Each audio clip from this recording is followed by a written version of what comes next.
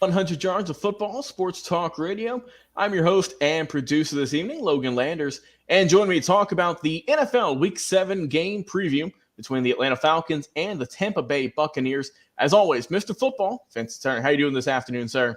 Hey, how you doing, Mr. Logan Landers? Go Falcons. Yes, sir. Let's go Falcons. And before we talk about these Falcons here in just a moment, if you enjoyed the video this week, everyone, give us a like, a comment, a share on social media. Really helps out the platform here. Also, we have a podcast that will each and every single week, thanks to our friends at the Believe Podcast Network, all major podcast streaming platforms such as Spotify and Apple Podcasts, as well as a variety of others. So go over there and give us a listen. Whether you're at the gym, in your car, or just making some dinner. Like I said, audio versions of all of these shows can be found over there each and every single week.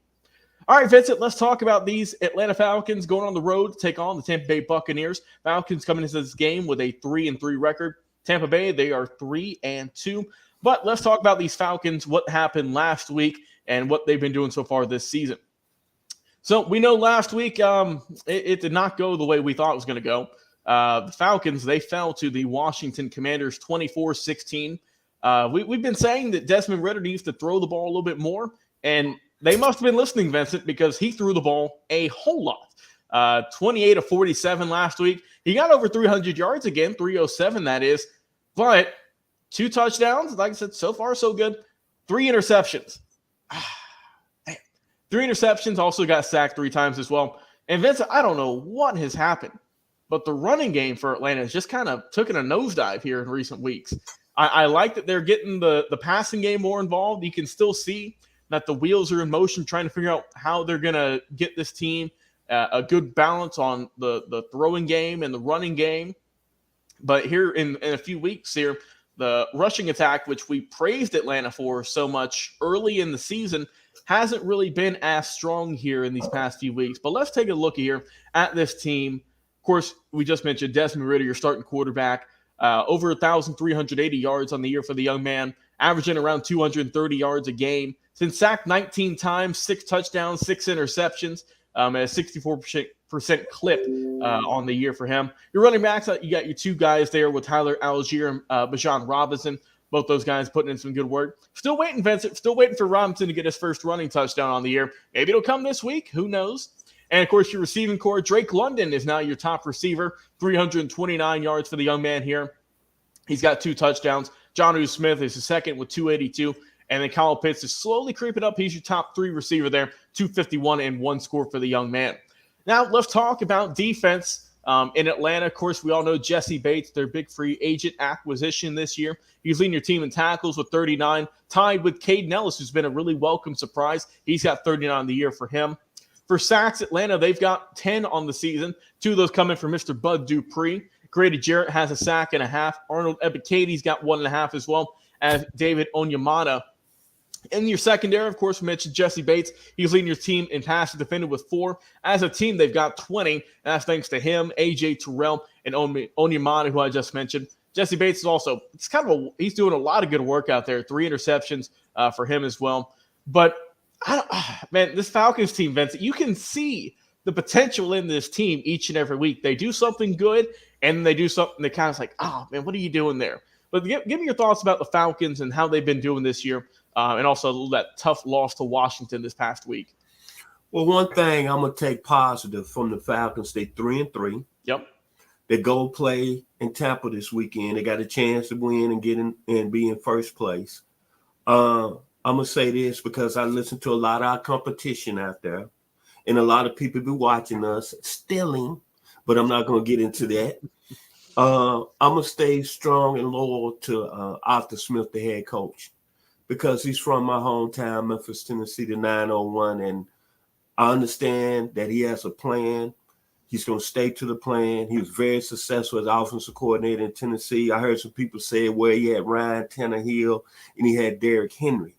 Obviously, the Titans had a good offensive line. You brought up a good point. What has the running game went in the last couple of weeks? Well, when I look at it, it's all on the offensive line. Jake Matthews, Chris Linspen, Caleb McGarry. These are veteran players that's played there a while. So let's be real here.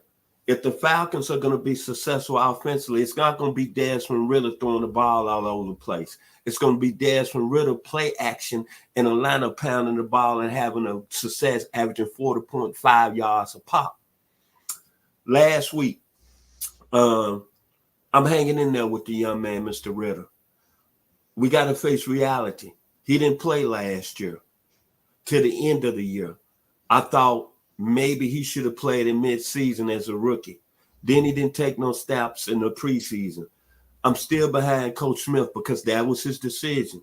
Right now, we got to go through growing pains with the young man. It's either up or down. That's where we got to go. But we got to help him with the running game. Atlanta has to be able to run the football for Desmond Ridder to be successful. That's just my personal opinion. For him to be comfortable. Everybody's saying, well, Tyler Heineke, I heard somebody say this last week. If he was in under center last week, would he throw on the 3 interceptions like Desmond Ridder did in the second half? Probably not. But when I look at Mr. Heineke, you was with the the Washington Commanders, and they elected not to resign you. You had an opportunity to win that job over Sam Howell. You didn't do that. You're a backup. So if Arthur Smith made that move and put you in, you know what that's going to do? That's going to divide the football team. So right now, to the Falcon Nation, we got to roll with who we got. Arthur Smith is committed to this young man, and I'm going to be committed to Arthur Smith. I think if the Falcons offensively fix the running game, I think the Falcons will be more balanced on offense, and it'll be easier for Desmond Ridder. Defensively, I don't have no problems. 5 sacks last week. Mm-hmm. The defense has played lights out. Calais Campbell, Jesse Bates coming over as free agents. They've been playing at another level. The Falcons are playing like playoff football championship defensive level. So I don't have no problems with the Atlanta Falcons defensively. Special teams. There was one of the key plays in the game last week. The 61-yard punt return by Jameis Crowder. See, if you're a true football fan, you know that play right there changed the momentum of the game. Nobody on any of these radio stations, nobody come to Atlanta Falcons mention that play. But everybody wants to really rip into Desmond Ridder and head coach Arthur Smith. I understand that. But if you're a true football fan, remember it was the special teams play that changed the momentum of the football game last week. To all you Monday morning and Friday morning quarterbacks. Yes, sir. Let's talk about their opposition this week. The Tampa Bay Buccaneers, currently, like I said, 3-2 in the year, currently in first in the NFC South. And, man, last week, Vincent, they just kind of ran into a buzzsaw with the Detroit Lions, which is still kind of weird coming out of my mouth this year, with Detroit being as good as they have. But they lost 20-6 in that one. Looking at your team, obviously you're led by Baker Mayfield. He's thrown for over 1,000 yards this year, 7 touchdowns, 3 INTs, 5 sacks. Look, he ain't Tom Brady, but he's doing pretty decent. He had a rough game last week, but up till then he's done a fine job. Not great, but also not awful as well. He's been doing a good job. Your running game, you got Rachaad White, your top guy there. He's got 232, and then a bunch of other guys that are kind of just a running back by committee, just whoever gets the ball and wants to run it, who are going to be getting your yardage there. Of course, receiving game. We all know who the big guy is, Mr. Mike Evans, Chris Godwin there. Both those guys over 300-plus yards receiving on the season. He got some other guys helping out like Cade Otton, Rachaad White in the backfield getting some work in, and Trey Palmer as well. Defense, they've got some good guys with Levante David, leading your team in tackles with 40 on the year. Antonio Winfield Jr. with 35. When you look at their sack numbers, Vita Vea, he's got 3.5 leading your team. With Joe Tyrone Shionka, he's got 3 on the year for him. All in all, they got 15 sacks as a team. Looking in the backfield, you've got guys, like I mentioned, with Antoine Winfield Jr. leading your team in passes defended. He's got 4 on the year. And total, they've got 20. They're able to swat the ball with the best of them. And interceptions, you've got Christian Eisen and D. Delaney. Both those gentlemen have 2 interceptions, 6 as a squad. So Tampa Bay, they've got an interesting roster, Vincent. They've got a mix of young and old. And it's a roster where, like we saw early in the year, great 2-0 start. Everyone's like, okay, look, this team's doing. But they've lost 2 of their last 3. They fell to the Eagles, and they beat the Saints the week prior. 26-9 in that one. Then tough loss to Detroit last week. Just kind of when people might have thought, looking at the Buccaneers, is this team going to be legit? But it remains to be seen. I mean, I really do think, Vincent, this NFC South is just going to be up and down, a roller coaster ride for the whole season. And I think that's pretty apparent there. What's your thoughts about Tampa Bay and what they can do to upset the Falcons and to get the win this upcoming Sunday? I got a question for you today here, Mr. Landers. Go ahead. Baker Mayfield, Mm-hmm. as a quarterback right now in the National Football League, do you think he's a quarterback that get your team over the hump and get them into the playoffs? Personally, I don't think so, Vincent. I really don't. Okay, you answered the major question of the day. I'm looking at a young man, and I like Baker Mayfield. I thought he did a decent job at Cleveland, but I don't know what happened there. He goes to Carolina. Another situation where he could have really won that job. Yep. They left him. They say, hey, they gave up on him. They traded him to the Rams. We know he wasn't going to stay in L.A., but he went out in the system with Sean McVay for a short time, did pretty well with the Rams. Coming into this season, I was saying myself, is Baker Mayfield a playoff caliber quarterback? I said, leading up to the Detroit game, I said, this is going to tell me whether or not he was that player and whether or not Tampa Bay is that team. Well, you saw what happened last Sunday. 19-37, 206 yards against a very well-talented Detroit Lions team. The offense only had 46 yards rushing. He had a bad pick in that game. And then you're looking at, on the defensive side of the ball, they still got a pretty good linebackers in Devin White and Levante David. But to be honest with you, this is a winnable game for the Atlanta Falcons because I see the Tampa Bay Buccaneers, a team that's in the middle of the road. They got players on the outside of Mike Evans and Chris Godwin, but I'm not sold on Baker Mayfield, and I'm really not sold on the head coach Todd Bowles. I'm going to just be honest with you. That's where we at with Tampa Bay. It's a winnable game with the Falcons. I'd be surprised if the Falcons don't win that football game. But I would say this: this game is what I call a season-changing game. You win this game, you go into first place in the NFC South.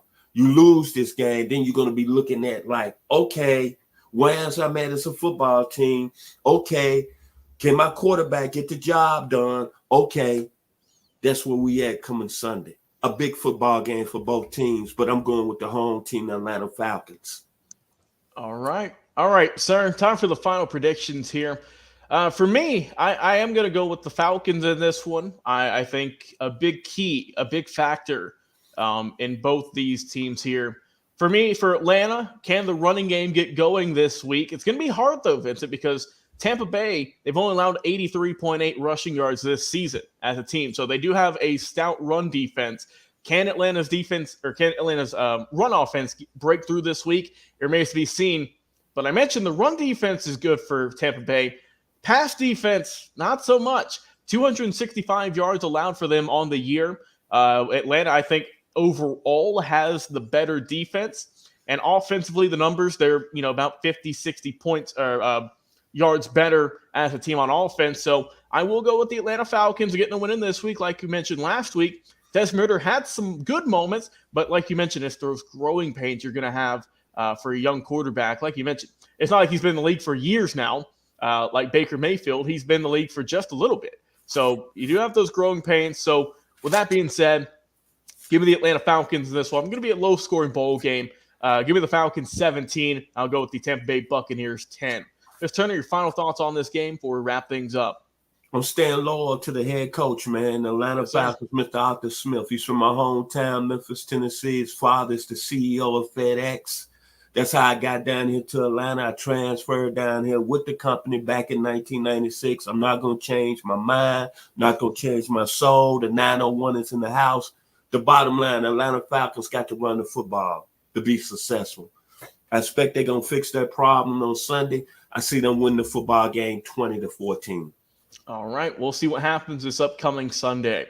As always, Mr. Football, Vincent Turner, it's a pleasure talking sports with you each and every single week. I've been your host, producer, Logan Landers. Once again, if you enjoyed the video, give us a like, comment, share on our social media platforms and our podcast as well. Go enjoy some football this weekend, everyone.